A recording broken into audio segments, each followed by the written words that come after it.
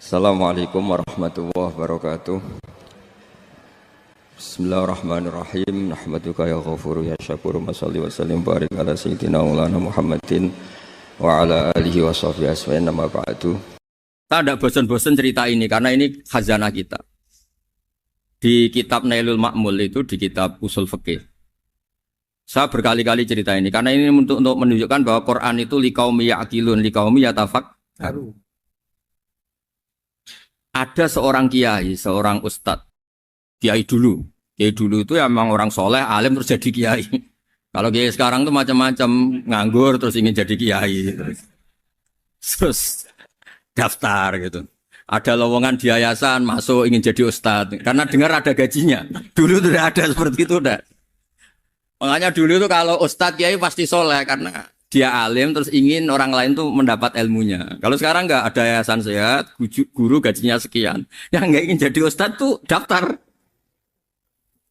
Karena ada gaji. Apalagi ada kabar, ada gaji, ada mes, ada...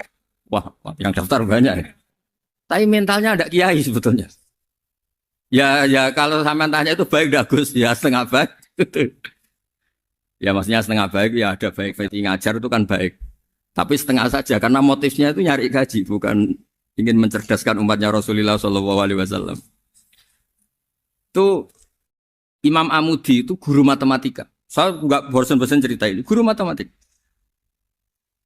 Muridnya sampai takut, ini masuk surga ndak? Kiai kok ndak ngajarin istighosa atau tahlil, malah ngajarin apa? Matematika. Beliau meninggal terus muridnya tanya, ma fa'alallahu bik, kira-kira gitu. Apa yang dilakukan Allah? Allah nyambut Anda gimana? Terus kata Imam Amudi, bagus saya disuruh ngajar malaikat. Karena malaikat kan enggak pernah kayak anak beki gini ngaji gini. Malaikat tuh enggak pernah ngaji, dia iman saja karena tahu surga, tahu neraka terus iman gitu aja. Jadi imannya malaikat tuh enggak keren kita. Imannya loh ya. Loh itu yang ngendikan Nabi loh, enggak saya. Nabi pernah tanya sama sahabat, iman yang paling keren siapa? Jawabannya sahabat malaikat. Ya enggak, karuan malaikat iman. Dia yang tahu surga neraka, tahu segalanya, masa ada imannya? Pasti iman lah katanya. Terus ya para sahabat engkau iman ya wajar kan menangi saya, nemuin saya. Yang hebat itu orang-orang yang tidak melihat saya, tidak saya didik tapi tetap iman. Karena dididik akal, ya tadi dididik Quran, apa dididik Quran. Sama siapa? Teks bahasa Arabnya masa enggak? Terus Imam Amudi kata Allah, suruh dia ngajarin para malaikat cara menemukan saya. Malaikat dikumpulin terus Imam Amudi disuruh ngajar. Sama singkat kata-katanya Allah di mimpi itu. Istadilla ala wahdaniyati. Bihadrati malaikati. Tolong ajarkan cara menemukan saya padahal Anda ini manusia yang tidak melihat saya. Anda di Jakarta kan lihatnya gedung-gedung. Paling jadi khayal terus nikmat lah Anda ikut punya tapi ikut nikmati. Orang desa-desa kalau ke Jakarta itu pokrol. Wah di Jakarta tuh gedungnya tinggi-tinggi, tidak kayak kampung sini. Lu udah ikut punya, ikut bangga. Di Jakarta orangnya cantik-cantik, tidak kayak orang sini. Padahal dia ya dapat orang cantik gitu. Jadi Allah tuh saking pinternya, miskin-miskin ya bisa berkhayal dan bahagia. Nah, itu alhamdulillah betul. Akhirnya itu apa ini anak-anak begini saya tak niati ngajar standar anak-anak akademik. Terus pertama yang diajarkan hanya bilang gini, sama siapa teknya? Ya malaikat wahi para malaikat. Terus beliau bilang, nisbatus naini wassalasah ila malanihayatalahu nisbatul far'i ilal asli. Angka itu jumlahnya berapapun 2, 3 sampai triliunan. Semuanya itu nisbatul far'i ilal asli. Binisbat ilal wahid nisbatul far'i ilal asli. Angka 2 ya cabangnya 1, 3 cabangnya 1, 1 triliun ya cabangnya 1. Tetap yang asal usul adalah angka 1. Itu nangis semua malaikat. Cara Jawa itu mandek man kowe iman kaya imanku. Makanya imannya umatur Rasulullah SAW itu PD-nya yakinnya kayak imannya malaikat. Kalau Tuhan itu 1. Karena angka enggak bisa dimulai kecuali dengan angka 1. Makanya nisbatus naini wassalasah ila malani hayatalahu iku nisbatul far'i ilal asli. Semuanya itu nisbatnya cabang ke induk. Berarti semua alam raya ini tetap asal usulnya 1. Yaitu qul huwallahu ahad. Nah, itu namanya akal. Umatnya Rasulullah itu ditinggali mukjizat akal lewat panduan Quran sehingga meskipun kita tidak menangi Rasulullah, tidak menangi sahabat, kita tidak tahu malaikat Jibril, tapi cara iman kita ini tidak kalah keren. Yakin hakul, yakin. Terus kedua, gambar. Kamu gambar rumah, gambar hewan, gambar apa saja, mesti dimulai satu titik. Entah gambar kamu bagus, entah jelek, tetap dimulai satu titik. Nah, titik ini namanya nuktotul wujud. Semua alam raya dimulai dari satu titik, yaitu nuktotil wujud.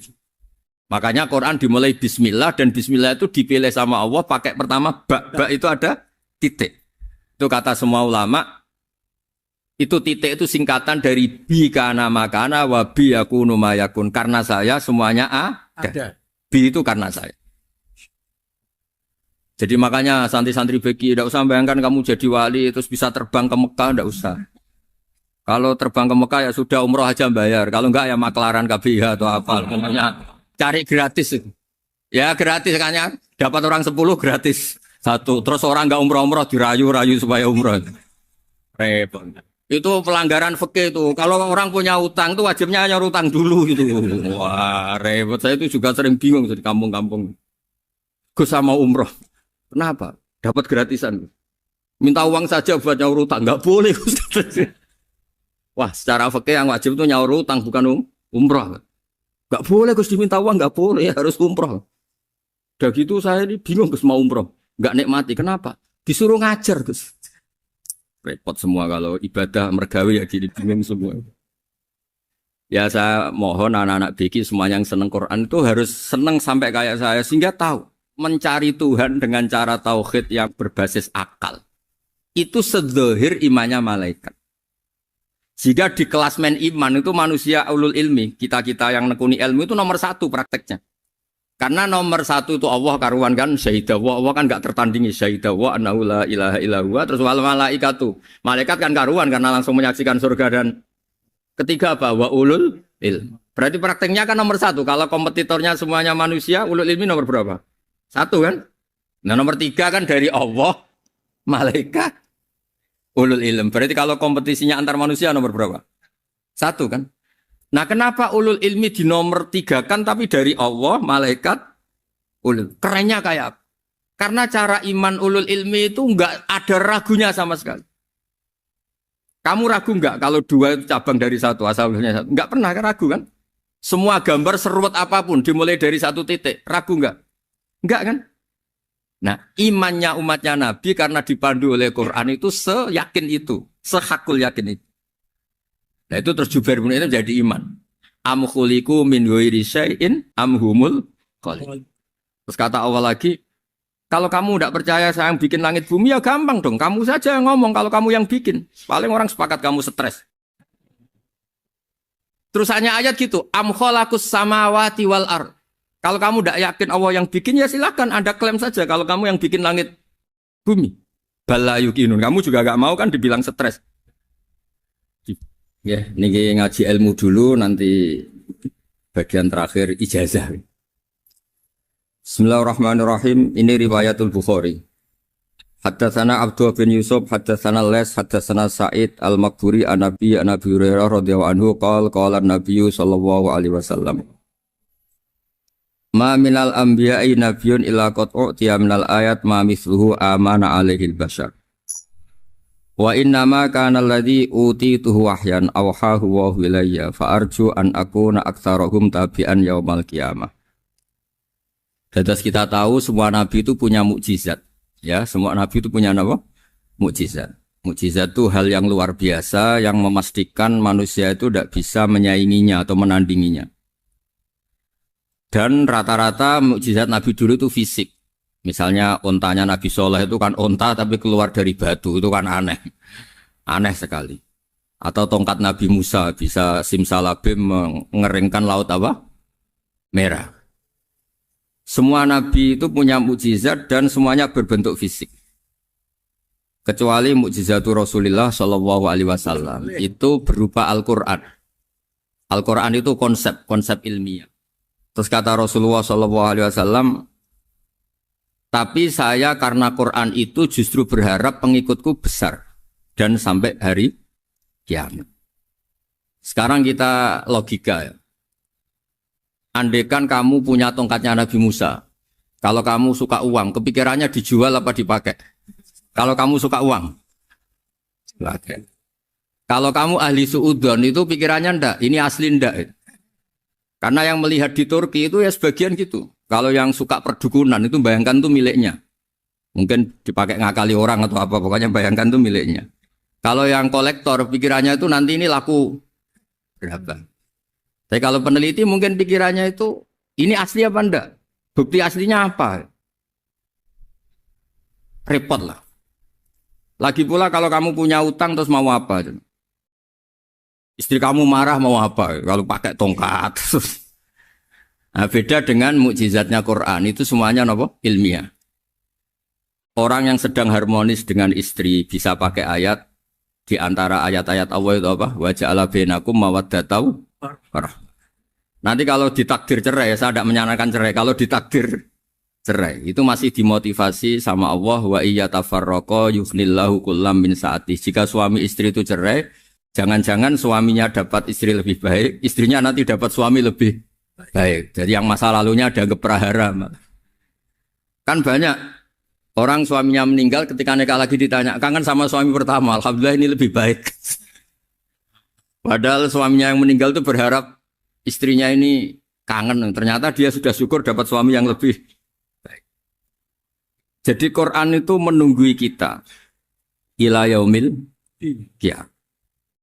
Kita tidak bunuh diri, itu ya barokahnya Quran. Karena problem apapun kita dinasihati apa sabar, apa dinasihati sabar. Kan nggak mungkin kamu pegang tongkatnya Nabi Musa, punya masalah apa saja ngelihat tongkat, bisa apa tongkat. Tapi kalau Quran kan nasihat, solusi. Makanya Nabi berharap dengan Quran ini, saya berharap pengaruh saya, pengikut saya terbanyak ila yaumil qiyamah. Terus beliau dikomentari begini sama, ini Fathul Bari, sarahnya Bukhari. Al-muradu anna mu'jizatil anbiya inqaradat binkiradi a'sorihim. Falam yushahidha illa man hadaraha. Problem mukjizat nabi-nabi dulu itu kan fisik. Sehingga yang tahu kalau Nabi Soleh punya unta yang ajaib, itu yang tahu ya hanya yang hadir saat itu. Yang tahu kalau tongkat Nabi Musa bertuah, itu juga yang tahu hanya yang hadir saat itu. Selebihnya tahu tongkat ya di museum. Tapi kalau Quran menjadi solusi, menjadi panduan, menjadi pegangan itu ila yaumil qiyamah.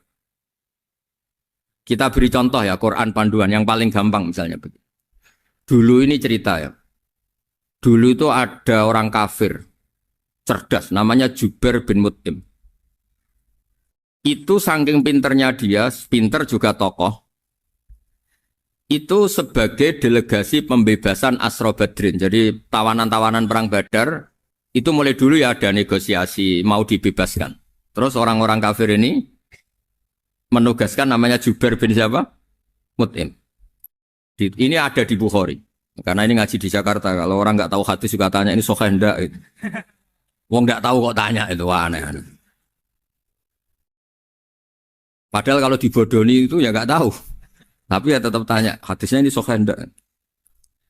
Ini kata kiai apa kata nabi ini ya. Memangnya kata nabi kamu dengar kan ya lewat kiai. Emang. Setelah itu Jubair itu datang ke Medina. Dengerin, datang ke mana? Madinah.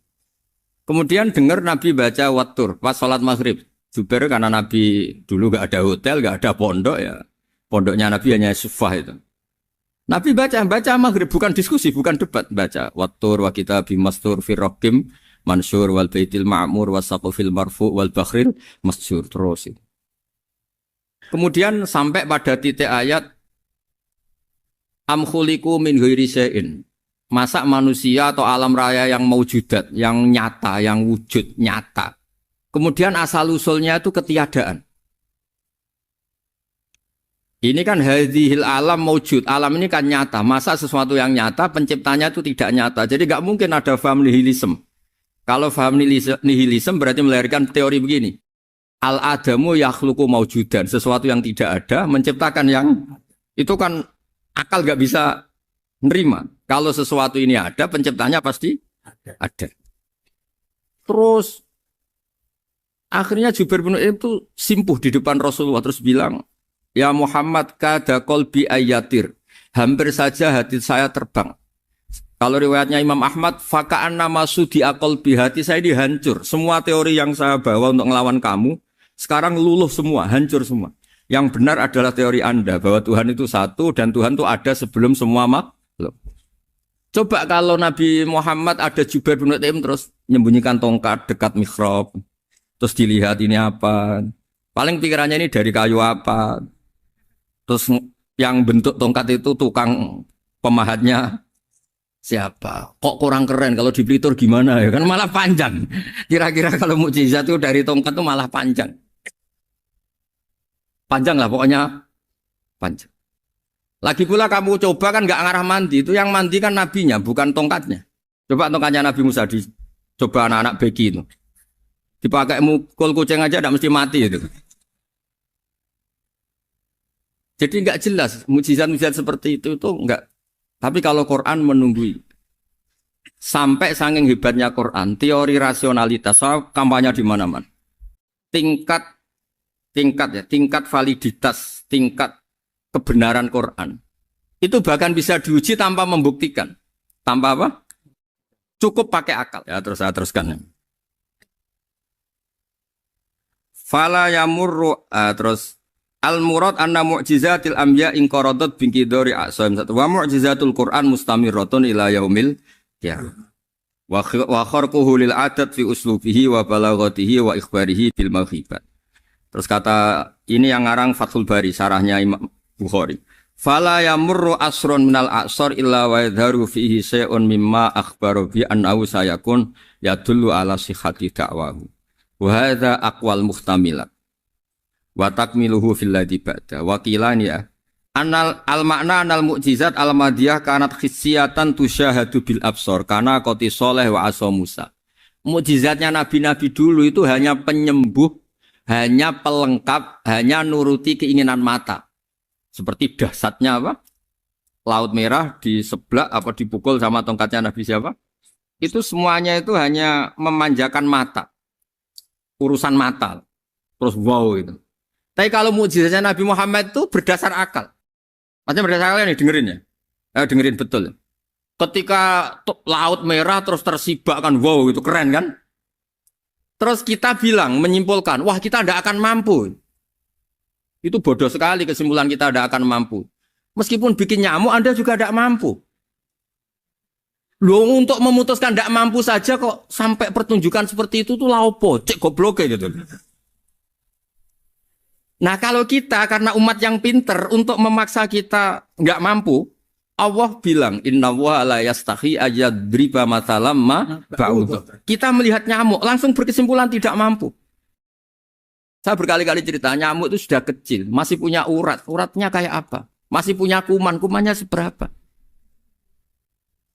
Ya enggak? Nyamuk itu kecil, punya organ tubuhnya punya urat. Itu kalau kamu pinter, antara tongkatnya Nabi Musa menyibak Laut Merah sama nyamuk itu sama-sama berkesimpulan melahirkan satu faham bahwa kita tidak mampu. Loh, untuk memaksa tidak mampu saja kok nunjuk pertunjukan ada onta keluar dari batu. Nakotu soleh, ada tongkat yang bisa mengeringkan laut. Cik goblok ya. Lah kita alhamdulillah ada jenis goblok yang seperti ini. Untuk ikrar bahwa Allah itu hebat ala kulli syai'in, cukup lihat nyamuk. Kagum kan? Sudah tidak usah bikin hidup. Saya berkali-kali mencontohkan. Para pemahat tak suruh bikin patung gajah itu mampu. Tak suruh bikin patung nyamuk kalau bisa. Nyari materi dari apa? Gampang mana bikin patung gajah sama patung nyamuk? Gajah, makanya Allah bikinnya contoh itu untuk ijaz itu pakai nyamuk, bukan pakai gajah. Itu kalau ustadz-ustadz yang agak jorok malah contohnya nyamuk, Gus. Itu kecil. Itu kayak apa? Di dalamnya dia hamil. Itu anaknya kecil lagi, telurnya kecil lagi, itu gimana itu cara bikin itu? Makanya di sini ada kitab Itqon, itu komentarnya itu lucu. Ini kitab Al-Itqon karangannya Imam Suyuti. Ini persis komentar saya tadi ya. Kata Imam Suyuti, pengarang kitab Itqan, wa ya imma khissiyah wa imma akliyah. Jadi mukjizat itu ada yang fisik, bisa dilihat indra, panca indra, bisa dilihat akal. Wa aktsaru mu'jizati Bani Israil kanat khissiyah li baladatihim. Bilada itu goblok. Wakil lati basoirihim. Dasar wong goblok. Mukjizat itu ngenteni sing wow. Maksudnya dasar wong untuk ngakui Allah hebat saja kok nunggu halal yang seperti itu gitu. Paham gitu? Mergo likil lati napa aklihim. Wa aksaru mu'jizati hadil ummah akliyatun li farati dzakaihim wa kamali afwahihim. Dan mukjizatnya umat ini semuanya berdasar akal karena sudah cerdas.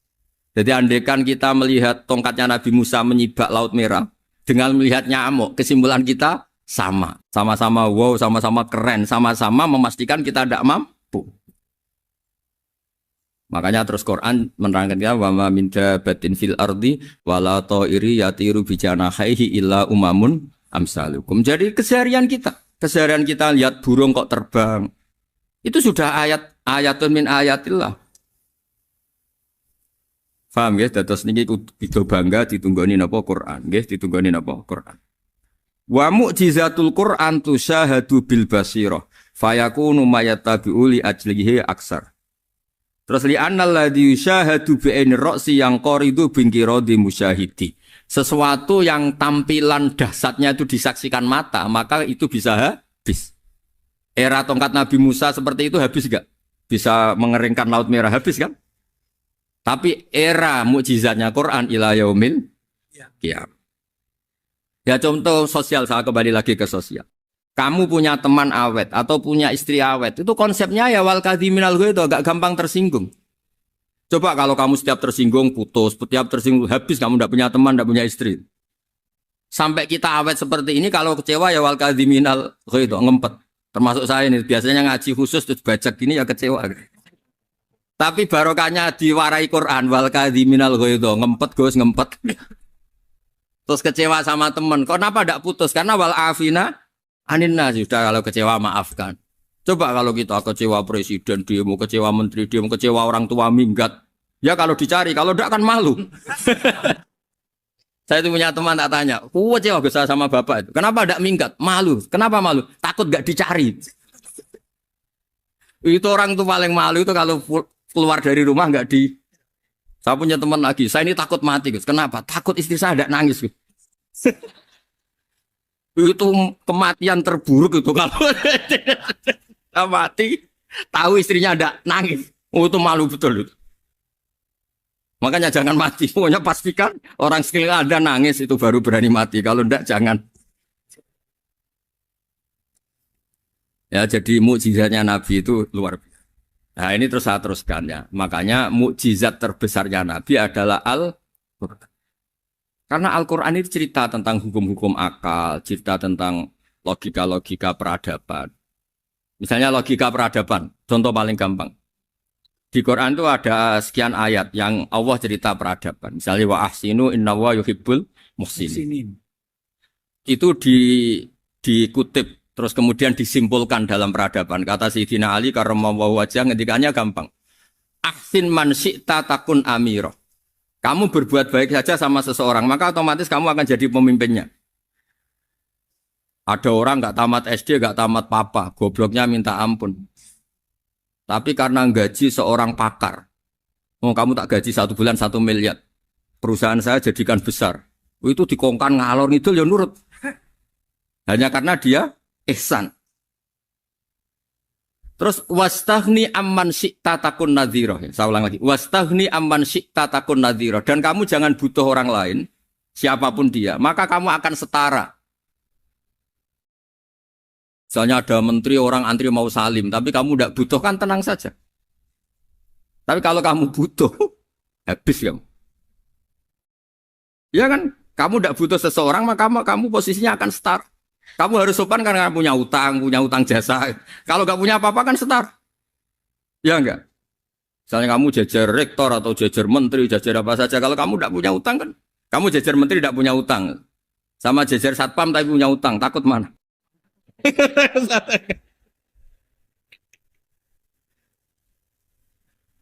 Kalau butuh itu mesti kalah kan?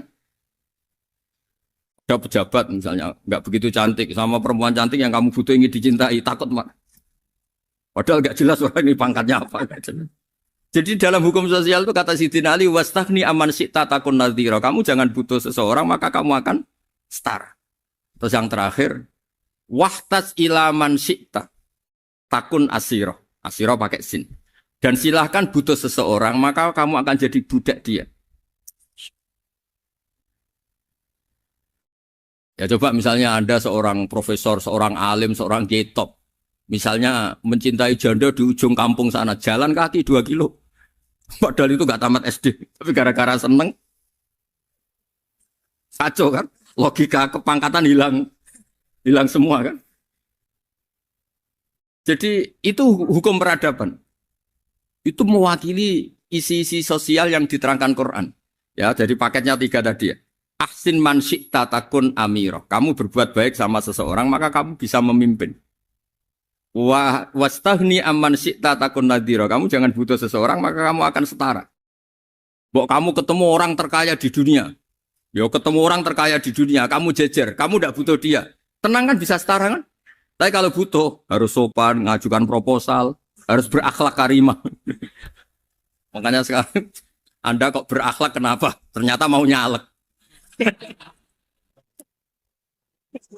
Biasanya Anda berakhlak kok berakhlak. Ada apa ini?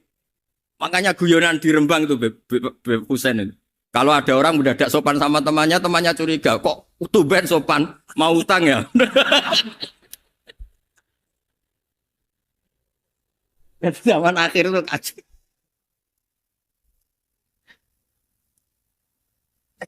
Ya di semua daerah gitu ya sama Pak Rektor ya. Kalau ada teman biasanya nggak sopan kok sopan, itu temannya curiga. Ini Pak Rektor UI ikut kasih. Kok tumben sopan, ada apa ya? Karena di mana-mana orang butuh itu pasti beretika. Kamu punya teman paling berdua, kalau mau utang berakhlak gak? Atau misalnya kamu punya adik cantik, terus punya teman berdua, kalau cinta adik kamu berakhlak gak? Biasanya nggak sama sekali gak berakhlak. Gara-gara butuh menjadi berakhlak.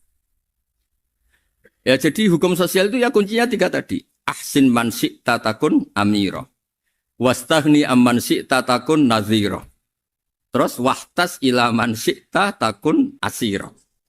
Kalau kamu butuh seseorang pasti kamu dibikin hina. Asir itu tawanan. Nah, Quran itu bicara sosial itu lengkap. Dan itu yang nunggui kita. Kita punya tetangga yang kurang baik, ya seneng. Punya tetangga baik, ya seneng.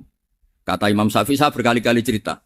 Kok seneng semua Imam Syafi'i? Ya bagus lah. Kalau yang seneng saya enak lah. Dijak jagongan, dijak ngopi enak. Yang nggak seneng saya, gak ngarah utang. Uang itu nak, kamu punya tetangga gak seneng kamu. Aman kan? Aman. Gak akan pinjem uang kan? Pinjem mobil. Uang gak seneng kok. Makanya Imam Syafi'i itu kalau ngedikan luar Syafi'i, diceritain orang. Ya Aba Abdillah bagiannya. Ya Aba Abdillah orang itu gak seneng kau. Bagus lah. Loh kenapa bagus? Waman asa'a ilaika faqad atlaqaka. Orang yang enggak seneng kamu maka membebaskan kamu. Enggak akan pinjam uang, pinjam mobil, enggak akan ganggu waktu kamu kan enggak seneng. Justru yang seneng-senengi masalah pinjam terus. Imam Syafi'i itu orang yang anggap dunia itu selesai. Ada yang cerita, ya Aba Abdillah, orang yang tadi cium tangan engkau, yang hormat engkau di luar maki-maki engkau, ngerasain engkau, ngata-ngatain engkau. Ya bagus lah. Kok bagus gimana? Berarti saya wibawa, depan saya tidak berani. Berarti saya wibawa, di depan saya tidak berani. Berarti itu makomnya sudah kulillah, sumadarhum fi khawdihim, yal'abun, sudah dunia itu selesai, sudah agak penting semua. Nah, itu kalau kamu anak-anak beki ahli Quran, sudah ayatnya kulillah, sumadarhum fi khawdihim, yal'abun, sudah lihat Allah saja agak penting, makhluk-makhluk itu. Dah makhluk semua agak penting, sepenting Allah. Nah, kita ini ditunggoni mukjizat seperti itu. Bayangkan misalnya kita ditunggoni tongkatnya Nabi Musa. Saya ngajar di sini terus ini tongkat. Terus nanti yang tanya, Gus itu kayu apa, Gus? Nanti yang kolektor tanya itu harganya berapa, Gus? Ruwet apa? Terus yang ahli suudon itu asli gak, Gus? Wah. Yang ahli suudon kan mesti tanyanya gitu, itu asli enggak, Gus? Repot-repot pokoknya. Tapi kalau Quran kan jelas.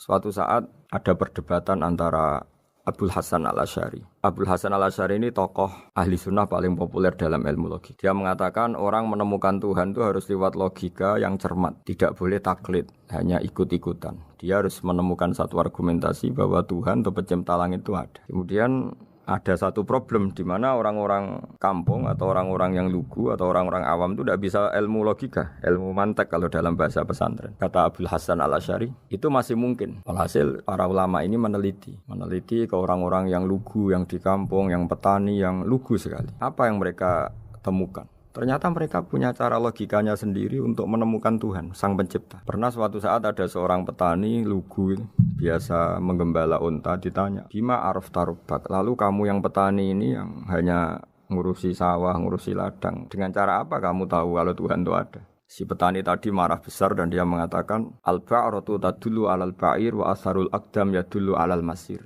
Kata petani tadi, yang namanya ada kotoran unta, pasti ada untanya. Yang namanya ada jejak kaki, pasti ada yang barusan lewat. Artinya kalau ada makhluk, pasti ada pencipta. Ini logika awam yang mudah. Kita tidak mungkin mengatakan bumi ini pencipta, mengatakan matahari pencipta. Kelihatan sekali kebendaannya, kelihatan sekali bahwa bumi matahari tidak punya ikhtiar, tidak punya kekuatan. Kelihatan sekali sifat-sifat kemakhlukannya. Jika benda-benda ini karuan makhluk, pasti menunjukkan bahwa ada penciptanya, ada khalik. Bismillahirrahmanirrahim. Alhamdulillahirabbil alamin wassalatu wassalamu ala asyrafil mursalin sayyidina Maulana Muhammadin wa ala alihi washabihi ajmain. Amma ba'du. Berikut sebagai mukaddimah bahwa Profesor Zaini Dahlan berkeinginan UII punya tafsir dan terjemah sendiri. Lewat proses yang panjang dan melibatkan tim, di antaranya saya, terbitlah tafsir versi UII juga terjemah versi UII. Di antara ciri khas terjemahan UII adalah bahwa bahasa Arab yang tentu mengandung kesusastraan Arab, balaghah, kemudian ditransfer untuk pembaca Indonesia. Sehingga di antara ciri khas terjemahan UII adalah dengan rasa Indonesia dan tentu tidak merubah makna. Berikut beberapa kutipan yang perlu pemirsa atau pendengar tahu. Al-Quran adalah satu kitab suci yang diturunkan kepada Nabi besar Muhammad SAW. Dan di antara ciri Al-Quran adalah menjelaskan kebenaran secara jelas, secara gamblang. Sebagaimana firman Allah, bahwa Rasul adalah Rasulun minallah yatlu suhufam mutahharah. Rasulullah diutus oleh Allah Subhanahu wa taala ketika penduduk Makkah sangat-sangat jauh dari kebenaran. Mereka adalah penyembah berhala yang dikira sebagai Tuhan, dan jumlahnya Tuhan-Tuhan itu banyak sekali. Suatu saat Rasulullah mendakwahkan bahwa Tuhan itu satu dan harus satu. Tapi kata mereka, kenapa Muhammad menjadikan Tuhan satu? Padahal urusan kita banyak, problem kita banyak. Harusnya Tuhan itu juga banyak. Ini yang diceritakan dalam surat Shad, Aja'alal alihata ilaha wahida inna hadza lasyai'un ujab. Bagaimana mungkin urusan kita yang banyak, yang harusnya butuh Tuhan banyak, kemudian menjadi hanya Tuhan satu. Lalu Rasulullah dengan sabar, dengan telaten memberi penjelasan. Dan ini yang disebut al-bayyinah, penjelasan yang sangat jelas, sangat gamblang, sangat rasional. Kata Rasulullah dalam sebuah hadis yang diriwayatkan dalam Musnad Ahmad, teksnya begini. Orang-orang yang menyembah selain Allah itu ibarat kama sali rojulin istaro abdan min kholisi malih biwarikin au dhahabin. Faja'ala ya'malu, mereka mau bekerja tapi wa yu'ti ghullatahu ila ghairi sayyidi. Fa ayyukum sarruhu ayyakuna abduhu kadzalik. Nabi lalu kemudian bikin analogi. Wahai masyarakat Mekah, bagaimana kalau Anda ini jadi seorang pembantu atau seorang budak lalu punya majikan banyak. Dan semua majikan Anda ini punya perintah yang beda-beda, punya selera yang beda-beda. Semuanya atasan Anda, semuanya majikan Anda. Apa Anda senang punya majikan yang banyak? Lalu mereka bilang, wah susah Muhammad kalau kita punya majikan banyak. Tuhan kamu adalah majikan kamu. Bagaimana kalau Tuhan banyak, punya perintah yang beda-beda, punya selera yang beda-beda? Kalian pasti akan kebingungan. Ya sudah Muhammad, normalnya Tuhan itu satu. Sehingga mereka tercerabut dari pemikiran bahwa Tuhan harus banyak. Ini yang dimaksud dalam surat Al-Bayyinah. Lam yakunil ladzina kafaru min ahlil kitab wal musyrikina munfakina hatta ta'tiyahumul bayyinah. Bahwa orang-orang kafir, baik kafir ahli kitab maupun kafir musyrik Mekah, mereka tidak pernah terlepas dari sifat kekafirannya, yaitu menuhankan banyak Tuhan, sampai datang sebuah bayinah. Bayinah itu argumentasi kebenaran yang begitu jelas. Setiap membawa kebenaran, argumentasinya meyakinkan. Itu siapa? Rasulun minallah yatslu suhufam mutahharah, yaitu Rasul yang membacakan lampiran-lampiran suci, yaitu Al-Quranul Karim. Dengan penjelasan analogi tadi, kemudian orang-orang Mekah sadar, susahnya kayak apa kalau Tuhan banyak, lalu perintahnya beda-beda, seleranya beda-beda, hukumnya beda-beda. Ini membingungkan. Akhirnya mereka ngakui bahwa pentingnya logika tauhid. Nah ini yang Rasulullah ini benar-benar berstatus bayinah. Kemudian analogi betapa buruknya kita saat menyembah selain Tuhan. Lalu Rasulullah mencontohkan sebagaimana yang saya kutip tadi dari Musnad Ahmad. Misalnya Anda punya pembantu atau zaman dulu budak. Anda beli dari harta kamu, dari uang kamu. Kemudian budak ini kerja. Yang ngasih makan kamu, yang fasilitasi kamu, toko milik kamu, semua milik kamu. Kemudian dia kerja dan hasil dari kerjanya dia dikasihkan ke orang lain. Kamu senang tidak punya budak yang seperti itu, kata Rasulullah. Wah kita semua tidak senang Muhammad. Sama seperti itu. Kamu adalah bisa makan rezeki dari Allah. Kamu nempat di buminya Allah. Kamu minum dari air yang dibikin Allah. Kemudian Anda menyembah selain Allah. Itu aneh apa enggak? Menyembah zat yang tidak memberi rezeki kamu, yang tidak bikin bumi untuk kamu, yang tidak bikin langit untuk kamu, yang tidak bikin fasilitas air untuk kamu. Aneh enggak? Semenjak itu mereka berpikir betapa buruknya mereka menyembah berhala, menyembah arca, menyembah Yesus, menyembah macam-macam. Nah ini yang disebut Rasulullah adalah orang yang benar-benar bayinah. Ketika melontarkan kebenaran, benar-benar jelas sehingga diterima secara akal yang sehat. Karena semua akal yang sehat akan menerima agama ini disebut fitratallahi fatarana salihah. Bahwa agama ini agama fitrah. Orang yang normal, yang cara berpikir normal pasti menerima agama ini. UII dengan terjemahan ini dan dengan tafsir ini ingin memberi penjelasan simbol-simbol yang ada di beberapa surat. Di antara lagi yang di bab muamalat. Betapa Rasulullah itu punya logika yang benar-benar mudah diterima. Dulu orang Arab dalam bab muamalat jual beli biasa menjual kurma. Masih kecil, masih belum jelas jadi kurma yang baik apa enggak. Kalau istilah orang Jawa masih pentil ini. Kalau bahasa Arab qobla buduwi solahiha. Calon buahnya itu belum pasti jadi buah. Kemudian masih bunga, masih apa sudah dijual. Dengan transaksi, asumsi, harga, andekan sudah jadi kurma. Kalau dalam Jawa mungkin jual mangga sebelum tua, masih pentil, masih kecil. Lalu kata Rasulullah, kamu jangan melakukan itu.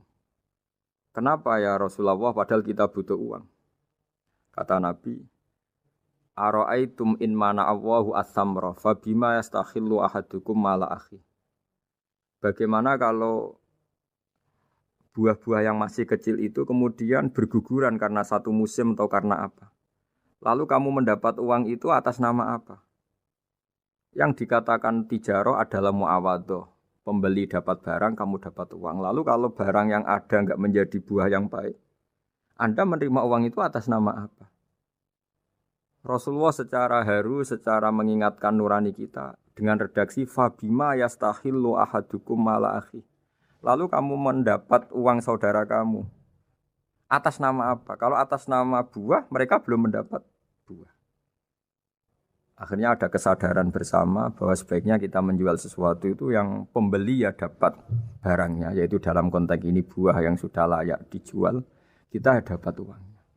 Ini lagi-lagi Rasulullah al-Bayyinah sekali memberi penjelasan begitu jelas. Ketiga misalnya di bab jinayat, di bab hukum pidana. Rasulullah kalau bikin logika itu begitu jelas, mudah diterima. Misalnya begini, suatu saat Rasulullah bersabda, Al-qatil wal maktul finnar. Orang yang membunuh dan yang dibunuh sama-sama di neraka. Tentu dalam konteks saling bunuh yang dalam kezaliman. Lalu sahabat janggal. Ya Rasulullah, oke lah kalau pembunuh itu masuk neraka. Ini bagaimana mungkin yang dibunuh pun masuk neraka?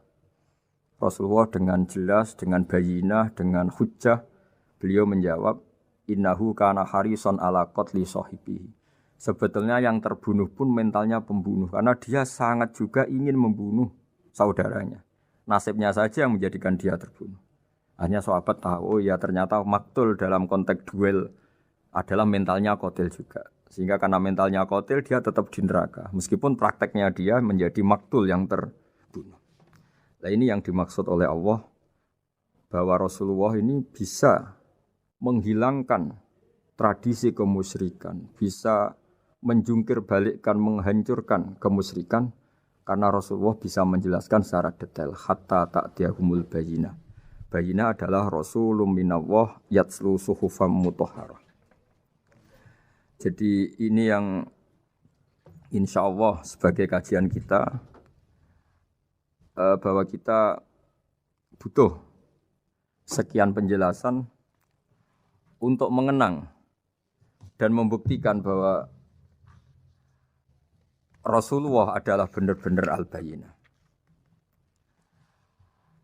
Dari sekian contoh tadi, pendengar bisa tahu betapa agama ini mudah diterima oleh akal. Sehingga di beberapa ayat disebut agama ini liqaumi ya'qilun, liqaumi yatafakkarun. Agama ini bagi kaum yang bisa berpikir. Agama ini bagi kaum yang mau berangan-angan.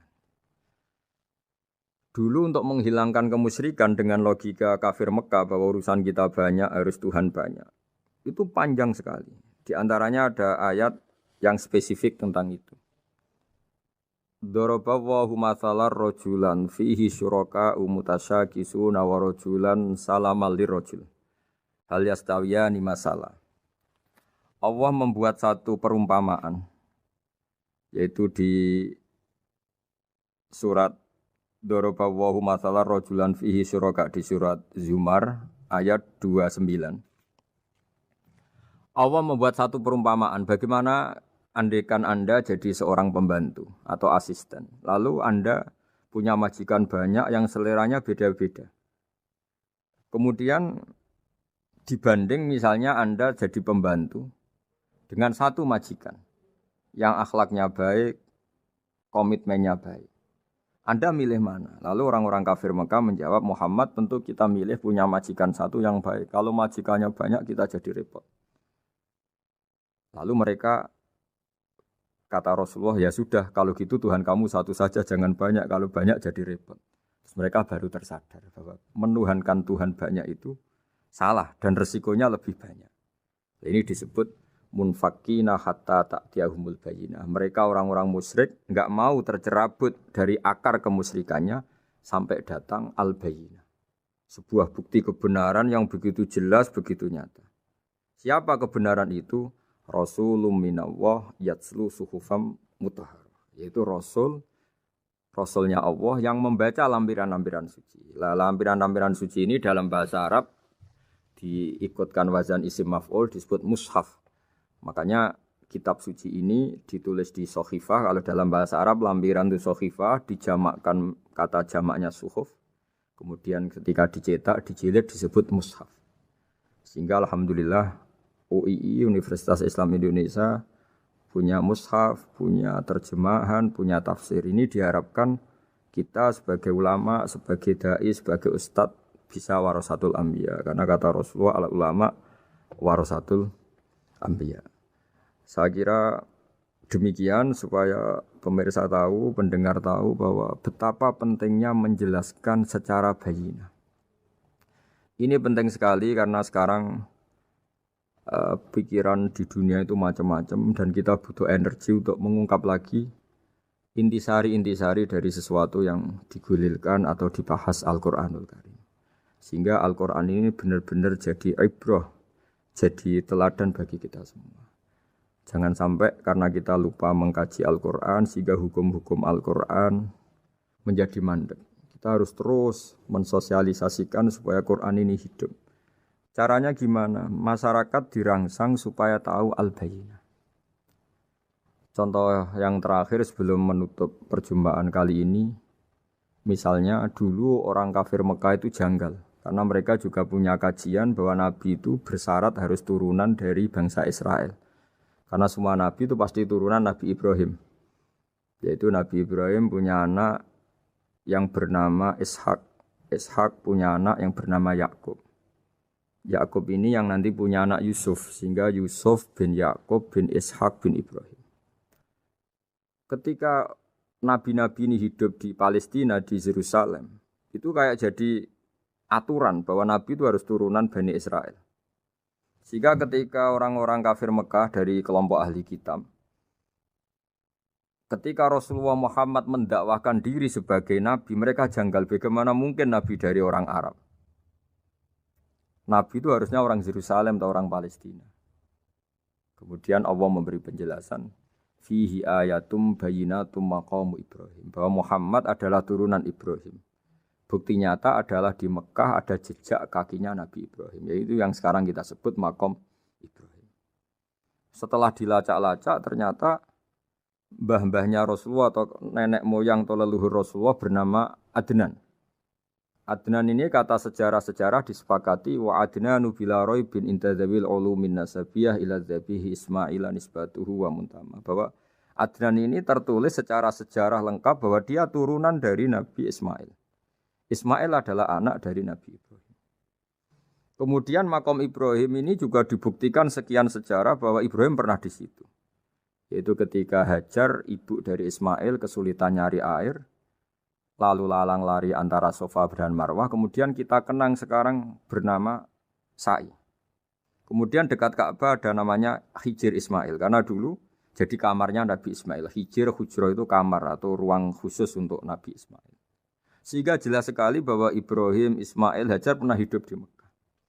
Lalu lagi-lagi orang kafir Mekah yang dari kelompok ahli kitab sadar bahwa Muhammad jadi nabi layak karena dia juga turunan dari Ibrahim alaihis salam. Ini yang disebut fi ayatum bayyinatum maqamu Ibrahim, bahwa di kawasan Mekah, kawasan Bakkah atau kawasan Hijaz jelas sekali ada jejak-jejak Nabi Ibrahim. Lagi-lagi ini bayyinah. Nah, bayyinah ini yang bisa menghilangkan sifat kemusyrikan, sifat kekufuran. Karena lewat penjelasan yang panjang ini kemudian benar-benar diketahui bahwa Muhammad jadi nabi itu sah. Karena dari segi dakwahnya benar, perilakunya benar, hujahnya benar. Sekarang dari segi nasab juga benar karena beliau termasuk keturunan dari Nabi Ibrahim alaihissalam lewat jalur Ismail. Ini penting kita ketahui dan perlu kita kaji supaya istilah-istilah di Al-Quran kita tahu. Makanya banyak istilah di Al-Quran misalnya wattaba'tu millata abai. Kita ngikuti agama leluhur kami. Di situ disebut ada Ibrahim, ada Ishak, ada Ismail, ada Yakub. Kenapa demikian pendengar? Bahwa karena agama ini butuh tradisi. Dan tradisi ini menjadi komunitas sosial. Sehingga ketika tradisi ini sudah mantap, insya Allah lewat kebenaran agama ini akan menyingkirkan kemusyrikan. Contoh paling mudah begini, Nabi itu melarang orang menyembah batu. Tapi kemudian dalam tradisi Islam sendiri ada orang sholat kemudian sujud. Yang secara zahir sujud itu mencium batu atau mencium masjid tempat kita sujud. Apalagi kita mencium Hajar Aswad. Secara kasat mata seakan-akan kita ini menghormati betul Hajar Aswad. Sehingga orang kafir mencibir. Muhammad itu aneh. Dia melarang kita menyembah batu tapi dia sendiri mencium Hajar Aswad seperti itu. Dia sendiri menyembah batu. Orang kalau sujud seakan-akan seperti itu. Tapi lewat penjelasan Nabi bahwa kita sujud hanya kepada Allah. Kita kalau sujud baca sajadah wajhililladzi khalaqahu wa sawwarahu wa syaqqa sam'ahu wa basarahu bihaulihi wa quwwati fatabarakallahu ahsanul khaliqin. Wajah kami sujud kepada zat yang menciptakan wajah kami, yang mengasihi kita pendengaran, yang mengasihi kita pandangan. Hanya Allah saja yang ahsanul khaliqin, hanya Allah saja zat yang paling baik dalam penciptaan. Ini penting sekali saya katakan bahwa sehingga sujud kita yang seperti itu adalah simbol tawadhu. Tidak ada kaitannya dengan kita ini menyembah batu. Sehingga kita tradisikan ke anak-anak saat sujud baca subhana rabbiyal a'la wa bihamdi. Kita ajarkan mereka bahwa semua selain Allah adalah ciptaan Allah. Jadi andai kan nggak ada tradisi tauhid yang dijelaskan begitu detail. Saat kita haji bilang labbaik Allahumma labbaik, labbaik la syarika lak labbaik. Innal hamda wan ni'mata laka wal mulka la syarika lak. Ya. Setiap kita haji mengitari Hajar Aswad kita bilang nikmat semua dari Allah. Enggak ada syarik bagi Allah, enggak ada mitra bagi Allah, enggak ada sekutu bagi Allah. Sehingga karena ini kita maklumatkan, kita kumandangkan. Meskipun umat Islam itu mencium Ka'bah, mencium Hajar Aswad, enggak akan disalahpahami ini bentuk penuhanan kepada Hajar Aswad atau kepada Ka'bah. Karena kita ungkapkan innal hamda wan ni'mata laka wal mulka la syarika lak. Enggak ada syirik, enggak ada mitra bagi Allah. Sehingga dari sekian talbiyahnya Rasulullah kita tahu ini bentuk pemaklumatan tauhid. Bahwa tauhid harus dikumandangkan lewat kalimat-kalimat thayyibah, lewat pemikiran-pemikiran logika hujjah bahwa Tuhan pasti satu dan yang jadi Tuhan hanya Allah Subhanahu wa taala. Karena andekan ini tidak dikumandangkan, kemudian ada ritual yang secara lahir kasat mata nyium Hajar Aswad. Nanti seperti tuduhannya orang kafir bahwa Islam itu aneh, melarang menyembah batu, tapi nyatanya ada ritual mencium batu. Sebab itu tidak menjadi aneh ketika Imam Bukhari termasuk rawi besar, termasuk hadis sahih yang meriwayatkan Sayyidina Umar atau Umar radhiyallahu anhu. Itu setiap mencium Hajar Aswad beliau berkomentar, saya tahu betul kamu hanya batu. La tadurru wa la tanfa. Tidak memberi madarat, tidak memberi manfaat. Kalau saja saya tidak melihat Rasulullah mencium kamu, maka saya tidak mau mencium kamu. Dulu di era itu ada momentumnya. Kenapa sih Umar radhiyallahu anhu atau sahabat Umar susah-susah memberi penjelasan seperti itu? Karena dulu masih ada salah paham bahwa mencium batu itu identik dengan misalnya menuhankan batu atau mendewa-dewakan batu. Sehingga Umar berutuh memberi penjelasan. Sayyidina Umar memberi begitu penjelasan detail bahwa kamu hanya batu yang tidak mandoroti, tidak manfaat. Tapi secara tradisi sunnah Rasul kamu dicium, ya saya ikut. Ini penting sekali penjelasan-penjelasan seperti ini, maklumat-maklumat seperti labbaik Allahumma labbaik, sehingga semua ritual Muslim tidak disangka atau tidak disalahpahami sebagai pemuja materi. Lagi-lagi penjelasan yang detail ini disebut al-bayyinah rasulun minallah yatslu suhufam mutahharah. Kemudian ayat berikutnya disebut fiha kutubun qayyimah, bahwa dalam kitab suci Al-Qur'an itu banyak aturan-aturan atau catatan-catatan yang begitu lurus, begitu benar.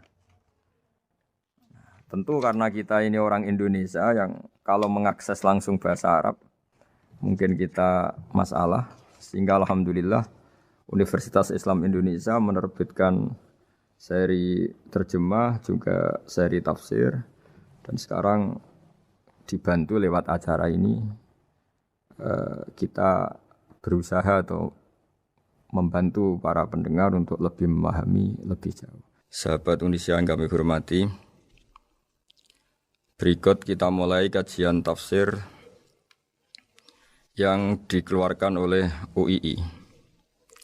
Mari kita mulai dengan surat Al-Baqarah.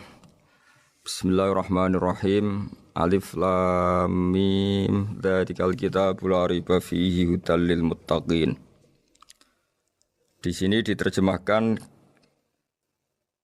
Alif lam mim ini termasuk ayat-ayat yang oleh para ulama dianggap mutasyabihat. Artinya kita tidak boleh memaksakan maknanya. Kita cukup iman bahwa itu dari Allah Subhanahu wa taala.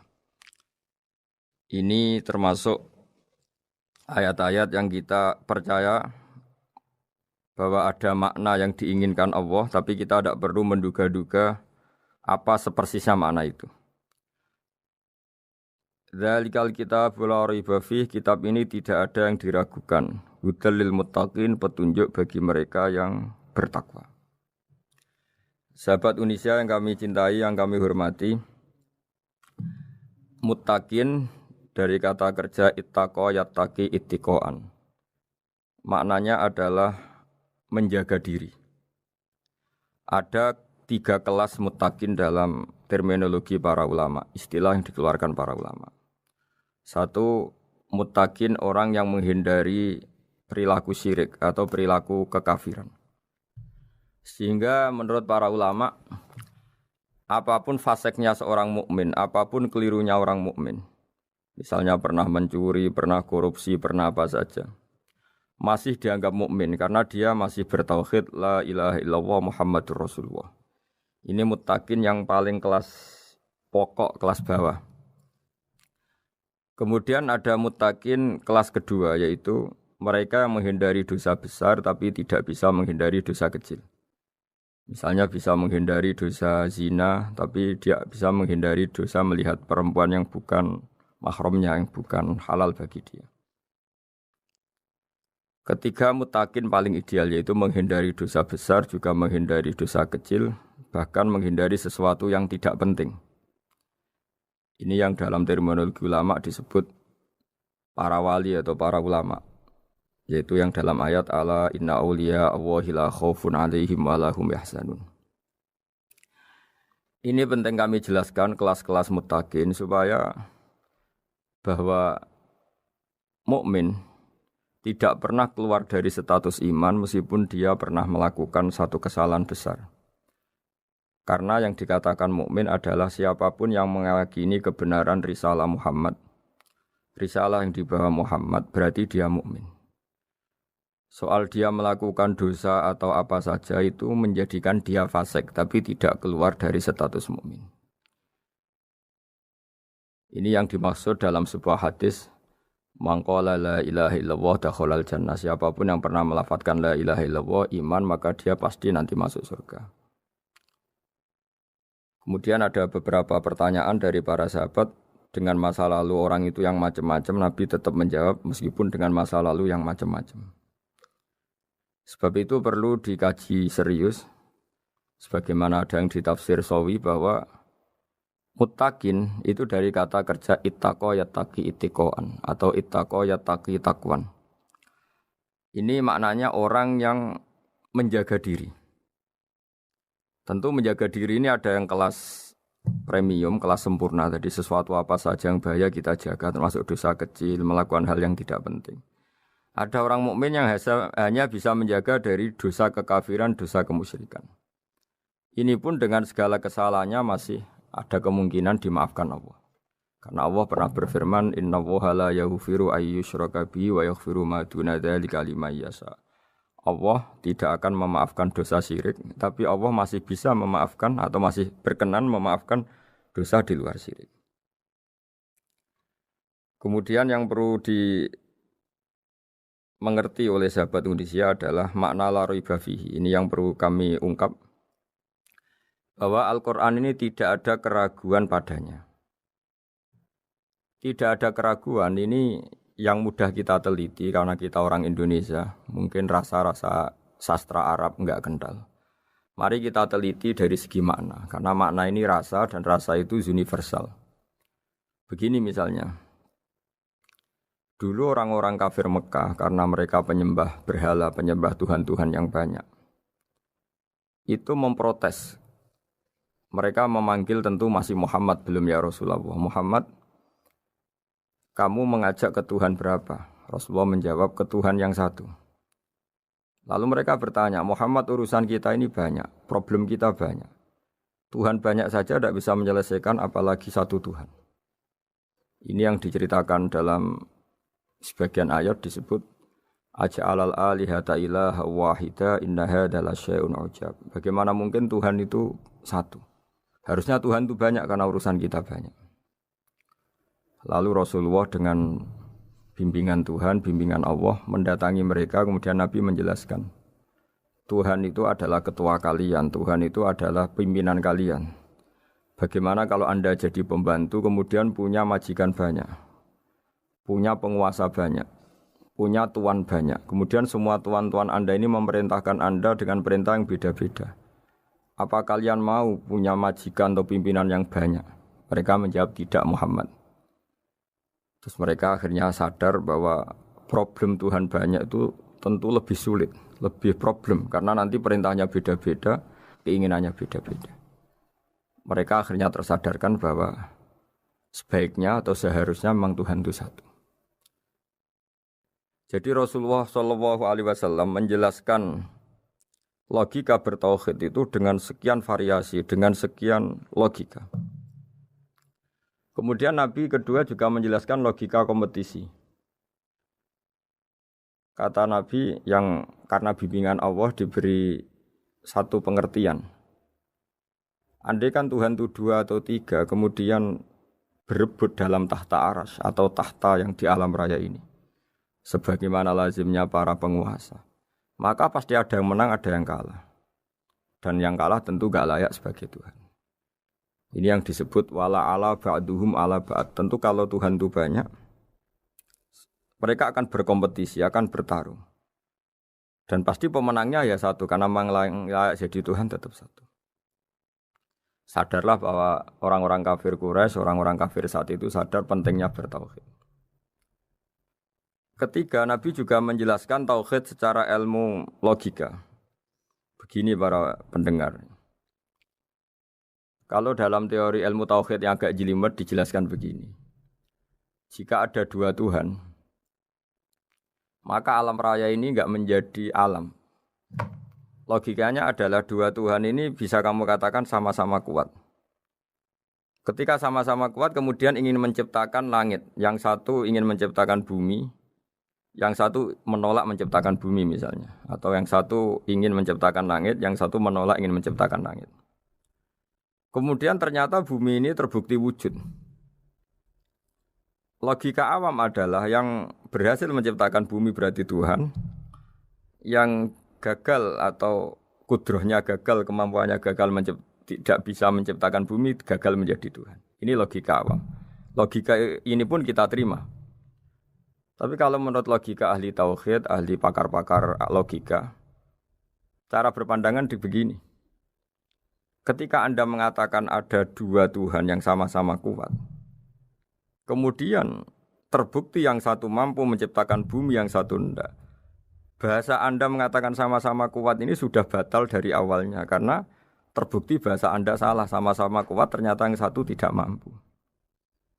Sehingga dalam pikiran orang-orang ahli tauhid mengatakan membayangkan Tuhan saja itu enggak kebayang karena turunan kata ini pasti selalu salah. Karena tadi misalnya dikatakan andai kan ada 2 Tuhan, kemudian yang satu mampu menciptakan bumi, yang satu tidak. Padahal Anda tadi bilang sama-sama kuat, ternyata terbukti yang satu tidak kuat. Berarti kata Anda sama-sama kuat ini salah. Ini pula yang diajarkan Rasulullah lewat bimbingan Allah, lewat wahyunya yang disebut Lau kana fihi ma alihatun illallahu la fasadata. Karena kalau ada 2 Tuhan pasti kamu sifati sama-sama kuat. Ternyata sifat sama-sama kuat ini batal demi hukum karena ternyata yang satu tidak mampu menciptakan bumi. Atau kamu sifati 2 Tuhan ini sama-sama lemah. Itu tidak mungkin lagi karena ternyata bumi ini terbukti wujud. Pasti penciptanya ini tidak yang sangat kuasa. Jadi logika-logika tauhid sedemikian dibangun oleh Rasulullah lewat bimbingan Allah Subhanahu wa taala. Logika keempat supaya kita iman dan tambah kuat imannya adalah logika yang mudah dicerna oleh kebanyakan orang atau yang bisa diindra. Begini misalnya dalam sebuah ayat di surat Al-Kahfi, kemudian di awal surat Al-Ahqaf, kemudian di sebagian surat At-Tur, ada penjelasan begini.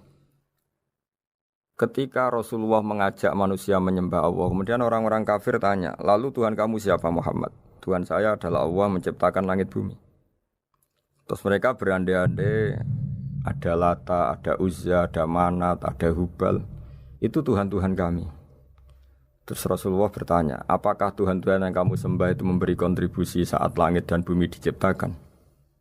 Mereka menjawab, tidak Muhammad, itu Tuhan-Tuhan yang kami bikin. Begitu juga asumsi tentang Tuhan-Tuhan yang lain. Apakah Isa ikut menciptakan bumi atau menciptakan langit? Tentu jawabannya tidak. Karena Isa lahir di bumi, orang tahu tanggal lahirnya, tahu tahunnya, dan sebelum ada Isa juga sudah ada bumi.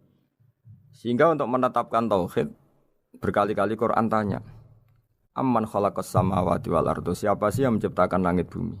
Siapa sih yang menurunkan air dari langit? Siapa yang mengatur ini, itu. Akhirnya mereka menjawab, itu semua Allah Muhammad. Begitu juga kemungkinan setan, misalnya setan itu fisik atau makhluk atau apa saja yang tidak kita lihat.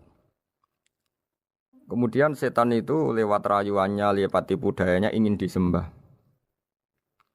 Kata Allah menjelaskan ini, ma asyadduhum khalqas samawati wal ardi wala khalqa anfusihim. Kamu tidak perlu takut sama setan atau apalagi menuhankan setan. Setan itu tidak yang punya reputasi menciptakan langit dan bumi. Bahkan setan tidak bisa menciptakan dirinya sendiri. Ini menjadi pengetahuan bagi kita betapa bagi pakar-pakar tauhid, ahli tauhid, ketika setan nyatanya diusir dari surga, itu pun versi mereka. Versi mereka pun mengatakan seperti kita bahwa setan itu diusir dari surga dan ya keluar dari surga. Kalau setan itu Tuhan, tentu diusir gak mau karena di surga itu nikmat. Ketika setan diusir dari surga ya keluar, dia juga jadi makhluk yang hina dina. Berarti dia tidak punya kekuasaan bahkan pada dirinya sendiri. Dipaksa keluar dari surga ya keluar, dipaksa menjadi ahli neraka ya jadi ahli neraka, dipaksa jadi apa saja juga dia akan jadi seperti yang dipaksakan. Ini menunjukkan bahwa setan adalah tahta kudratillah, tahta qahrillah, tahta satwatillah, bahwa setan pun dalam kendali kekuasaan. Makanya Allah mengatakan kamu tidak usah menyembah setan, tidak usah nurut sama setan. Setan itu lemah sekali. Karena faktanya dia tidak bisa memaksakan keinginannya. Ini yang oleh Allah disebut dalam firman-Nya inna kaida syaitani kana dhaifa. Setan itu lemah sekali. Ini perlu saya sampaikan ke para pendengar Unisia bahwa bertauhid itu ada sekian logika. Logika kelima adalah logika orang awam. Awam sekali. Suatu saat ada perdebatan antara Abul Hasan al-Asy'ari. Abul Hasan al-Asy'ari ini tokoh ahli sunnah paling populer dalam ilmu logika. Dia mengatakan orang menemukan Tuhan itu harus lewat logika yang cermat.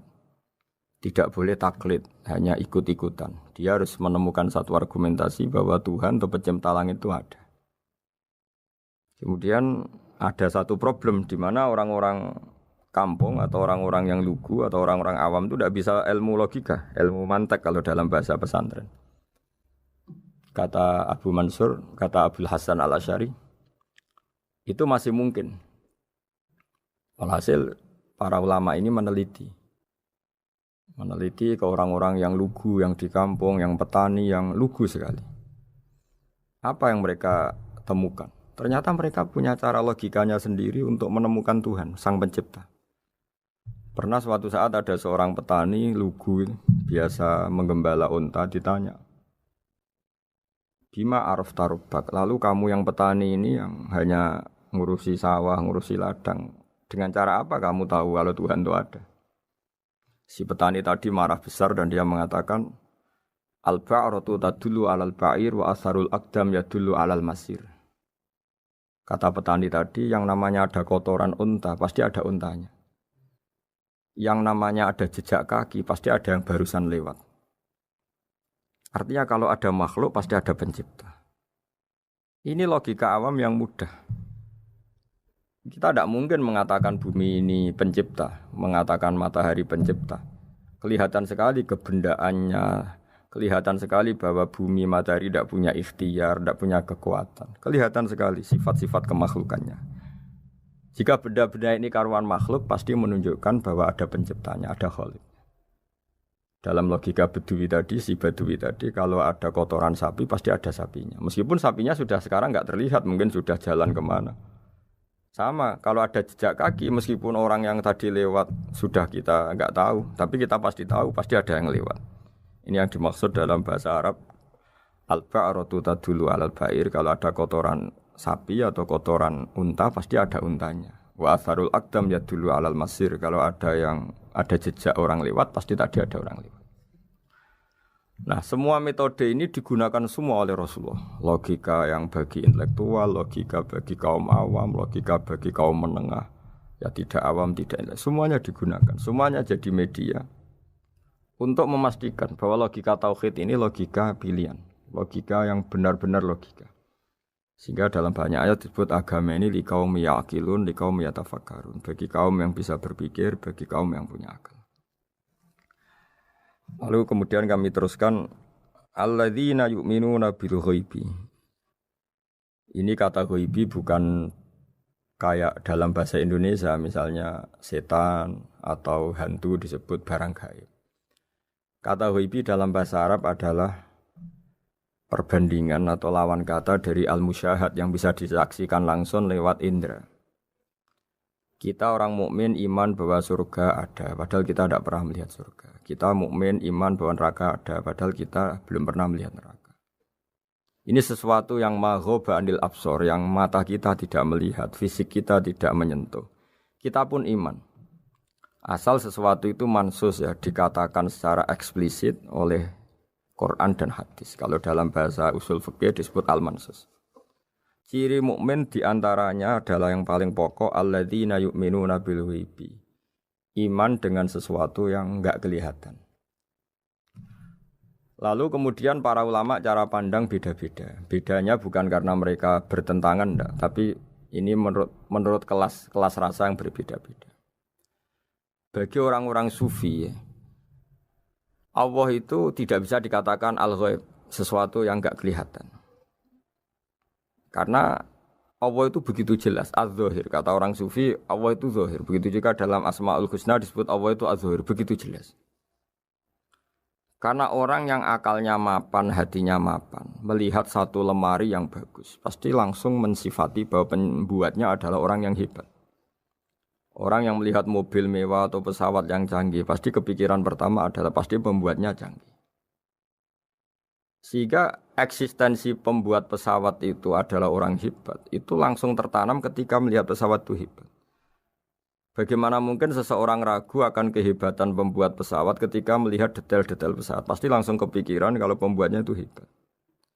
Memutuskan bahwa pembuat pesawat hebat itu tidak harus ketemu yang membuat, juga tidak harus melihat. Tapi akal kita pasti meyakini pembuatnya itu hebat. Berarti keputusan menyimpulkan bahwa pembuatnya hebat adalah az-zahir begitu jelas. Begitu juga langit dan bumi, matahari semuanya tertata rapi. Air dengan fungsi manfaat yang sebegitu hebat, oksigen, semua tanaman, buah-buahan. Meskipun kita tidak pernah melihat Tuhan, tapi akal kita, nurani kita pasti berkeyakinan dan tahu betul pasti pembuatnya itu zat yang super hebat, super bijaksana. Sehingga dalam kategori ini Allah tidak bisa dikatakan sesuatu yang enggak tersentuh, yang enggak terjangkau. Allah itu az-zahir begitu jelas. Sehingga di antara Asmaul Husna disebut az-zahir. Sebab itu saya menganjurkan atau saya punya saran bahwa alladzina yu'minuna bil ghaibi itu contoh paling mudah itu kayak surga, kayak neraka. Kalau Allah sendiri itu az-zahir, mudah diketahui. Karena tadi orang yang melihat pesawat canggih pasti saat itu juga berkeyakinan dan itu pasti benar, pasti pembuatnya juga canggih. Nah, di sini disebut alam raya ini ayat, semuanya itu bukti kekuasaan Allah. Dalam syair-syair orang sufi masyhur sekali itu wa fi kulli syai'in lahu ayatun yadullu ala annahul wahidu. Setiap sesuatu kejadian di alam raya adalah bukti keesaan Allah, bukti eksistensi Allah Subhanahu wa taala. Sehingga dalam satu kisah normalnya orang itu paling tahu itu dengan dirinya sendiri. Karena dia adalah dia. Tapi kalau Imam Sibawayh seorang pakar nahwu mengatakan a'raful ma'arif Allah. Di alam raya ini yang paling mudah dikenali itu ya Allah, pencipta. Karena andai kan kita sendirian di hutan, kemudian kita mulai punya akal. Kita mungkin tidak tahu diri kita ini siapa. Tapi setidaknya kita langsung menyimpulkan bahwa kita tidak bisa menciptakan diri kita sendiri. Ketika kita berkesimpulan tidak bisa menciptakan diri kita sendiri, pasti kita terus berkesimpulan ada di luar kita yang menciptakan kita. Nah, sebab itu kenapa sifat mencipta ini yang pertama kali dikenalkan oleh Allah kepada nabinya untuk dikenalkan kepada umatnya. Yaitu disebut Iqra bismi rabbikal ladzi khalaq. Muhammad, bacalah dengan nama Tuhanmu. Sifat Tuhan yang paling mudah dikenali oleh siapapun adalah sifat pencipta. Karena ketika seseorang yakin dia lahir sudah ada bumi, dia lahir sudah ada langit, dia pasti akan tahu bahwa dia ada penciptanya. Sehingga paling mudah mensifati Allah atau mensifati Tuhan adalah bismi rabbikal ladzi khalaq. Terus kemudian di antara ciri orang baik adalah wa yuqimunas shalat. Kemudian beriman kepada yang gaib, menegakkan salat. Kata menegakkan adalah dari kata menjaga aturan-aturan atau sesuai aturan-aturan salat. Kita tahu dalam salat ini ada beberapa syarat yang harus dipenuhi. Misalnya harus wudu, harus suci di tempat yang suci. Terus ada syarat-syarat dalam internal salat, dia harus baca Fatihah, harus tumakninah, macam-macam. Itu eksistensi definisi salat. Kemudian kata berdiri juga diartikan para ulama, eksistensi sholat harus diketahui secara publik, secara sosial. Karena sesuatu itu punya eksistensi kalau jadi konsensus atau diakui oleh publik. Di sini agama mewajibkan sholat jamaah. Kata banyak ulama, jamaah itu fardu kifayah, bahkan ada yang mengatakan fardu ain. Harus dijalankan orang banyak secara massal dan harus di tempat yang terbuka. Sehingga kata para ahli fikih, andaikan ada orang jamaah di dalam rumah tidak diketahui oleh banyak orang, belum mencukupi atau belum menggugurkan kewajiban jamaah. Sehingga eksistensi sholat harus diketahui secara publik. Sehingga dulu Rasulullah itu kalau sholat ya di masjid dan masjidnya terbuka. Sampai sekarang kita pun menyaksikan semua umat Islam kalau sholat di masjid yang terbuka. Sehingga dunia non-muslim pun tahu bahwa dalam Islam ada ritual, ada ibadah yang bernama sholat. Hikmah kedua dengan cara terbuka seperti ini, sholat itu menjadi gak pernah rubah mulai zaman Nabi sampai kiamat. Dengan tradisi jamaah berarti kaifiyah atau cara sholat ini permanen. Bapak kita sholat ya seperti itu, imam seperti itu, anak cucu kita akan meniru kita ya seperti itu. Sehingga gak ada varian-varian yang hanya berdasar subjektivitas musolli yang sholat. Taruh saja kita misalnya jadi seorang sufi yang baru takut sama Allah atau baru usul kalau dalam bahasa sufi. Kemudian kita sholat sendiri di rumah, mungkin dengan gaya menangis, terseduh-seduh, macam-macam. Ini tentu tidak baik sebagai standar sholat. Begitu juga ada anak atau pedagang yang kesusu atau tergesa-gesa, kemudian sholat hanya sekian, 2 menit, 1 menit. Ini juga agak baik. Meskipun itu boleh dilakukan individu-individu, tapi kalau dalam sholat jamaah, orang harus manut imam, dan ada standarnya, misalnya tumaknina itu biqadri subhanallah, jadi ada ukurannya. Ini penting saya utarakan bahwa hikmah jamaah itu bukan sekedar dapat pahala 27 kalau sendiri, dapat pahala 1 itu enggak. Tapi ini menjaga eksistensi sholat supaya ya seperti ini terus sampai kiamat. Sehingga orang Indonesia atau orang Afrika, orang mana saja, itu ketika haji atau ketika saling berkunjung di negara lain, itu enggak akan kaget dengan cara-cara sholatnya, karena seluruh dunia kaifiyahnya caranya sama. Ini semua barokah dari jamaah. Maka Rasulullah itu enggak banyak ngendikan tentang caranya sholat, beliau hanya ngendikan shollu kama ra'aitumuni usolli. Sudahlah kamu pokoknya makmum saya, nanti caranya kamu sholat sama seperti saya seperti ini. Sehingga kata menegakkan sholat adalah bisa kita tegakkan kalau kita aparat negara ya bikin-bikin aturan supaya eksistensi sholat gak terganggu. Kalau kita seorang kultural juga mensuasanakan sholat dan supaya kefiahnya atau caranya sholat ini benar kita tradisikan jamaah. Sehingga anak kecil ngikuti yang besar, yang bodoh ngikuti yang pinter dengan satu cara. Itu barokahnya jamaah. Sehingga wa yuqimunas sholat itu sholat kita dirikan baik secara personal dengan cara-cara tumaknina, kita suci di tempat yang suci, maupun kita tegakkan, kita maklumatkan, kita jadikan konsensus bahwa sholat ya seperti ini. Sehingga ada khayal-khayal lagi dalam Islam. Misalnya nyuwun sewu ada aliran yang mengatakan Ya kalau Tuhan itu kan enggak bebas arah, bebas tempat. Terus dulu pernah ada orang sesat sholat sampai 4 rakaat 4 arah, alasannya Tuhan itu tanpa arah. Enggak akan terjadi seperti itu. Karena ijma'nya umat Islam, konsensus umat Islam akan menolak faham yang seperti itu. Jadi saya mohon sekali, ini pentingnya jamaah. Dengan jamaah maka caranya sholat, cara meyakini madhab kiblat dan sebagainya terjaga ila yaumil qiyamah sampai hari kiamat. Terus sifatnya orang mukmin lagi wa mimma razaqnahum yunfikun, dan menafkahkan sebagian rezeki yang kami berikan. Ya ini termasuk zakat, sedekah. Jadi ada sebuah riwayat mengatakan inna fil mali haqqon. Harta itu ada haknya, yaitu zakat. Tapi ada juga saran inna fil mali haqqon siwa zakat, di luar keharusan zakat juga ada hak-hak kita untuk memberikan sebagian rezeki kita. Taruh saja misalnya saya punya uang 10 juta.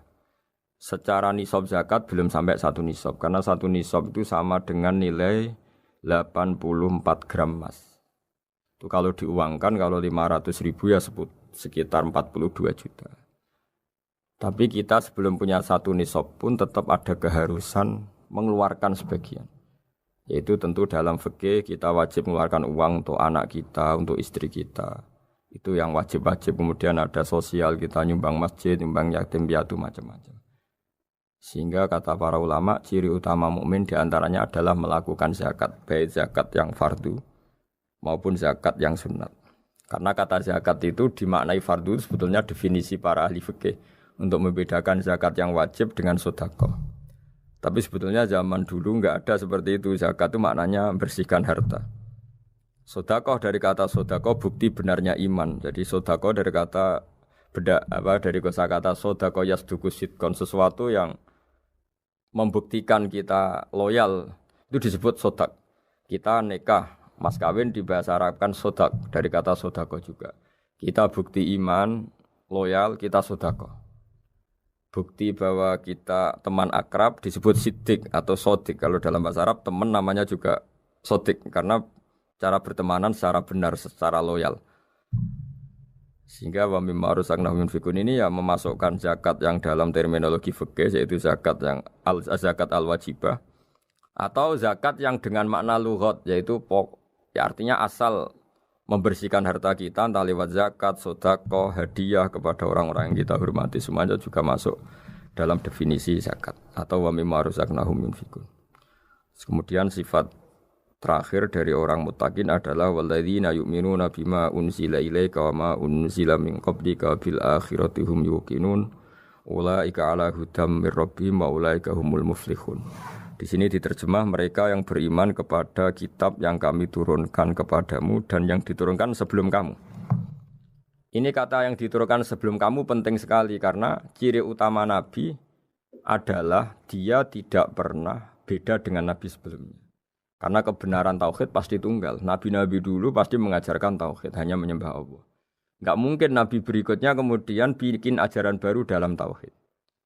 Sehingga andaikan semua kitab Injil, Taurat itu masih versi yang orisinil, pasti enggak ada yang beda dengan Quran. Karena ciri utama kebenaran adalah iman dengan Quran dan iman kepada kitab yang diturunkan sebelum Al-Quran. Wabil akhiratihum yuqinun, mereka juga yakin akan datangnya hari akhir. Itu bisa disebut yaumul ba'ats. Terus ketika semua kriteria itu terpenuhi baru ulaika ala hudam mir rabbihim wa ulaika humul muflihun. Mereka itulah yang berada pada petunjuk Allah dan merekalah orang-orang yang berbahagia. Para pendengar sahabat Indonesia, semoga kajian ini bermanfaat. Dan ini mulai ayat 1 sampai 5 dalam surat Al-Baqarah, yaitu surat yang dalam tartibnya mushaf nomor 2 setelah Fatihah. Jadi kalau dalam ulumul Quran disebut ada surat yang berdasar nuzulul Quran, yaitu surat Iqra, kemudian Mudaththir. Ada urutan surat yang berdasar tartibul mushaf, yaitu yang kita punyai sekarang, yaitu Fatihah, terus Baqarah dan seterusnya. Dan urutan-urutan ini pun sesuai petunjuk Rasulullah SAW. Saya kira demikian. Mohon maaf atas semua kesalahan. Wassalamualaikum warahmatullahi wabarakatuh.